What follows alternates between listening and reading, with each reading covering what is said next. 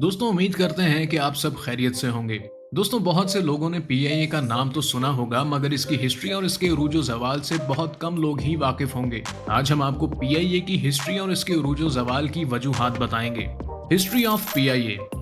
जी तो दोस्तों पाकिस्तान की मशहूर एयरलाइंस में air blue, air Sayal, serine air और पीआईए शामिल हैं, जिनमें से पीआईए आज प्रॉफिट की बजाय नुकसान में जा रही है। एयरलाइन बनाने के लिए कायद आजम ने कितनी मेहनत की। दोस्तों सन 1946 में जब पाकिस्तान आज़ादी की कोशिशों में था और कायद आजम अपनी मेहनत में मगन थे, तो वहीं अपनी दूरअंदेशी के सबब वो ये भी जानते थे कि नई रियासत में अपनी एयरलाइन कायम करना भी एक बड़ा चैलेंज होगा, क्योंकि इसके लिए जहाज चाहिए, तरबियत याफ्ता अमला चाहिए और एक नई बनने वाली रियासत के लिए ये मुमकिन न था, क्योंकि नई रियासत को बहुत से मसाइल दरपेश थे। दोस्तों कायद आजम ने सोचा कि एक छोटी एयरलाइन की बुनियाद रखी जाए। इसके लिए आपने उस वक्त के अहम सनतकार मिर्जा असफहानी को एक एयरलाइन बनाने को कहा। ओरिएंट एयरलाइन कब कायम हुई? दोस्तों 23 अक्टूबर 1946 में कायद आजम की हिदायत के मुताबिक ओरिएंट एयरलाइन के नाम से एक एयरलाइन कोलकाता में रजिस्टर्ड करवाई गई। इसके चेयरमैन एम.ए. असफहानी जबकि ओ.के. कार्टर जनरल मैनेजर के तौर पर काम करते रहे। पीआईए एयरलाइन कब कायम हुई?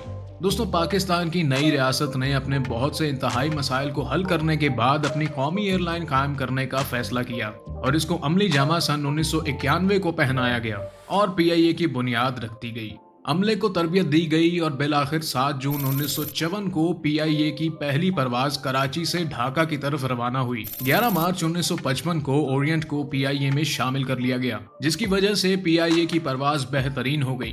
दोस्तों पीआईए के अमले की तरबियत में ओरिएंट एयरलाइन के अमले का बहुत बड़ा हाथ था। 1 फरवरी 1995 को बैनुल अक़वामी परवाज कराची से लंदन के लिए रवाना हुई। जनाब मिर्जा असफहानी पीआईए के पहले चेयरमैन और पहले मैनेजिंग डायरेक्टर का ओहदा जनाब जफरुल हसन ने संभाला और 4 साल में पीआईए को उरूज की बुलंदियों तक पहुंचा दिया। पीआईए को कब गवर्नमेंट इदारे में जम किया गया? 1955 तक एक प्राइवेट इदारे के तौर पर काम करता रहा, फिर इसे गवर्नमेंट में शामिल कर दिया गया। 1959 में गवर्नमेंट ऑफ पाकिस्तान ने मलिक नूर खान को पीआईए के मैनेजिंग डायरेक्टर के तौर पर तैनात किया। When PIA was the crown of Pakistan, सन 1960 में पीआईए ने पहली मर्तबा बहुत मुनाफा हासिल किया। नूर खान के 6 साला दौर में पीआईए दुनिया की बेहतरीन और सफ़े अव्वल की एयरलाइंस में शुमार होने लगी। 1961 में पीआईए के ग्राउंड स्कूल की बुनियाद रखी गई, जो बच्चों के लिए पीआईए का पहला ट्रेनिंग सेंटर था। पीआईए का slogan great people to fly with Faiz Ahmed Faiz ने लिखा था। इसके यूनिफॉर्म को किसने डिजाइन किया? 1975 में इसके यूनिफॉर्म के इंतखाब की बारी आई तो बहुत से मुल्कों ने इसको बनाने के लिए कंपटीशन में हिस्सा लिया। आखिरकार सर हार्डी एम्स ने इसके यूनिफॉर्म को डिजाइन किया, जो कि क्वीन एलिजाबेथ मैरी के डिजाइन्स थे। पाकिस्तान ने वर्ल्ड रिकॉर्ड कैसे बनाया? दोस्तों सन 1962 में पीआईए ने लंदन से कराची का सफर सिर्फ 6 घंटे 43 मिनट और 55 सेकंड में तय करके वर्ल्ड रिकॉर्ड बना लिया। 29 अप्रैल 1964 को पीआईए वो पहली एयरलाइन बनी जिसने नॉन कम्युनिस्ट मुल्क से ताल्लुक रखते हुए चाइना में लैंड किया। 1970 की दहाई तक पीआईए खित्ते में यूरोप और अमेरिका तक जाने वाली चंद एयरलाइनों में शामिल थी। कोरोना के दौरान जब दुनिया भर में परवाजें बंद हो गई थीं, तो पीआईए के अमले ने जान पर खेलते हुए 2.5 लाख पाकिस्तानियों को बैरून मुल्क से वतन मुंतकिल किया। पीआईए का मुल्की दिफा में अहम किरदार। मुल्की दिफा में भी पीआईए ने बहुत अहम कारनामे सरअंजाम दिए हैं। पाक भारत जंग 1965 में पीआईए ने वतन के दिफा में अहम किरदार अदा किया और चीन से अहम दिफाई आलात पाकिस्तान मुंतकिल करने में भरपूर किरदार अदा किया। दुबई की एमिरेट्स एयरलाइन की कारकर्दगी में पीआईए का किरदार। सन 1984 में दुबई हुकूमत ने अपनी पहली एयरलाइन बनाने का फैसला किया, मगर इनके पास काम करने के लिए कोई ट्रेंड स्टाफ न था और न ही जहाज थे। एयरलाइन बनाने के लिए $10 मिलियन का बजट मुख्तस कर दिया गया। पाकिस्तान ने अपने 2 जहाज दुबई को उधार दिए, जिनको पाकिस्तानी पायलट्स ने ही उड़ाया था। इसके साथ साथ एमिरेट्स के अमले की भी तरबियत की। Assets of PIA.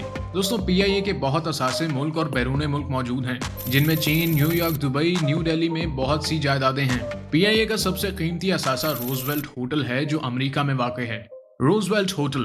दोस्तों PIA ने अमेरिका में रूजवेल्ट होटल भी खरीदा, जो कि बहुत ही शानदार होटल है। उस वक्त सिर्फ होटल खरीदा गया और मुआहदे में ये तय पाया कि अगर PIA चाहे तो कुछ अरसे बाद इसकी जमीन खरीद सकता है। इस मुआहदे के तहत PIA ने सऊदी शहजादे से इसके शेयर खरीद लिए और इसके पास सिर्फ 1% शेयर्स रह गए। PIA ने कोरोना के दिनों में खतरा मोल लेकर एक परवाज कनाडा पहुंचाई और PIA वो वाहिद एयरलाइन थी जो हर वक्त किसी न किसी मुल्क में परवाज करती रहती थी और मुल्की असासों में कराची, फैसलाबाद, गिलगित और सैदू शरीफ समेत बहुत से शहरों में असासे शामिल हैं।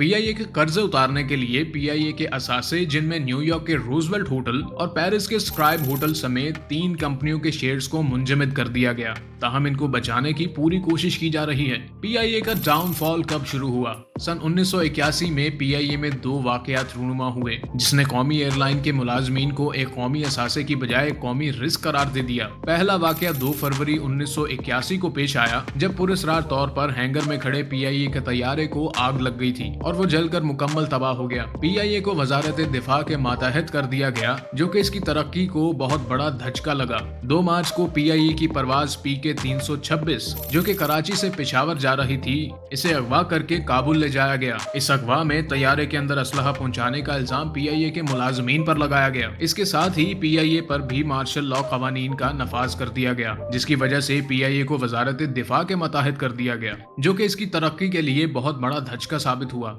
ओपन स्काई पॉलिसी 1990 की दिहाई में ओपन स्काई पॉलिसी को अपनाया गया और PIA को ऐसी एयरलाइंस के मुकाबले में खुला छोड़ दिया गया जिनके पास वसाइल की रेल पेल होने के अलावा जदीद इंतजामी निजाम भी मौजूद था, जिसने PIA को बहुत नुकसान पहुंचाया।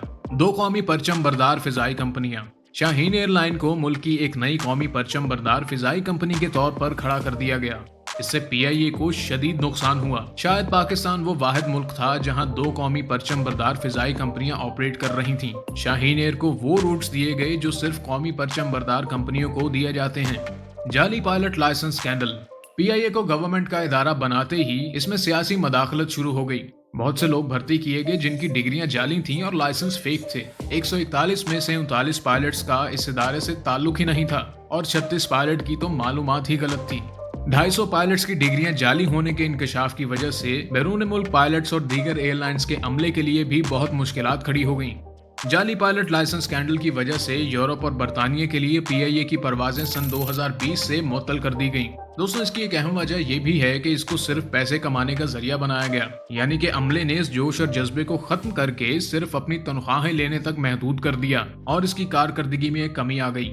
नाकिस जहाज।